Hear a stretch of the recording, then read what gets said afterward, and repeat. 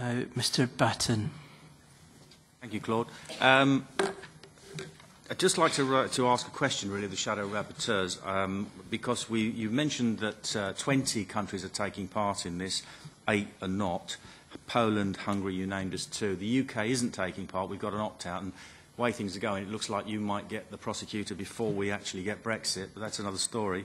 Well, the question I would like to ask is, the prosecutor could utilise the other legal instruments, couldn't he, like the European arrest warrant, the European investigation order, the other instruments. So could the prosecutor actually circumvent the fact that certain countries are not under their jurisdiction by just using the existing legal instruments enacted by member states, within member states? So isn't there actually the opt-outs don't actually amount to very much?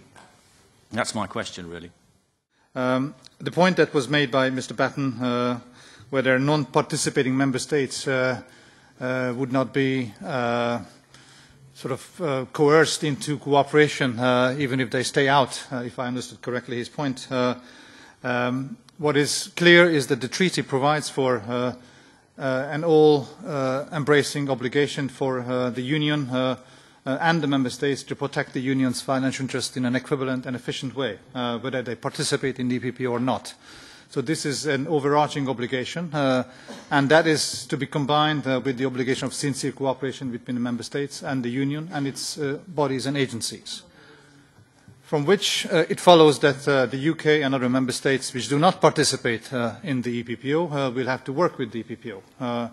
And that can be based on a mutual recognition system, so that the EPPO is recognized as a competent judicial authority between the EPPO as a union body and the national authorities, judicial and prosecutorial in the member states, and a system of agreements and arrangements that are foreseen in the regulation itself.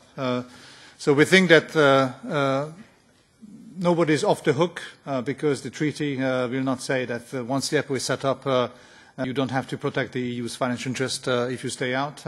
This obligation will stay there, and we think that the EPPO will provide an efficient and independent system of investigation and prosecution. And for the others, it will have to cooperate with the non-participating member states through investigations and prosecutions which are combined, joint investigation teams. So we will see.